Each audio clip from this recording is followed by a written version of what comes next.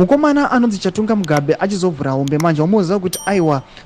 akasungwa nevakomana kuBait Bridge uko aiwa achinge accuser aiwa the police officer nobva abatwa nobva asungiwa chakatova chishamiso vanhu vachiti aiwa munhu anova mwana aiwa what the late aiwa former president of Zimbabwe RG Mugabe anozikanwa kuti aiwa ndiye mutungamiri wenyika aityiwa nyangwe nemuSADC mwana wake oyo achisungiwa sanapinda pasvika anobuda nyora panapa achitaura chiapologizer ndobva wasubscribe like turn on the bell icon tipina paendo pake Chatunga Mugabe anyora chiti I would like to make a public apology to the Commander-in-Chief of the Zimbabwe Defense Forces, President Emerson Mnangagwa,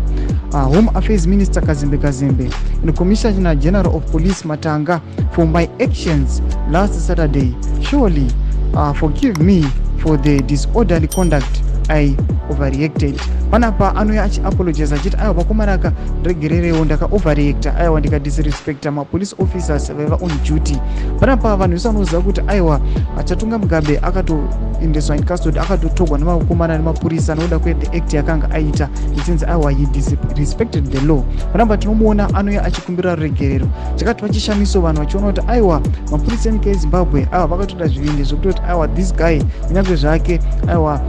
ari mwana the former president wenyika yeZimbabwe he must be sued anofanira kutobhadhara ku overreacta wakaita kana kudisrespecta the law. Mutiziva mafungiro enyu moti kudii pamusoro pemashoko ake anouya achiapologiza kune mutungamiri wenyika Emerson Mnangagwa.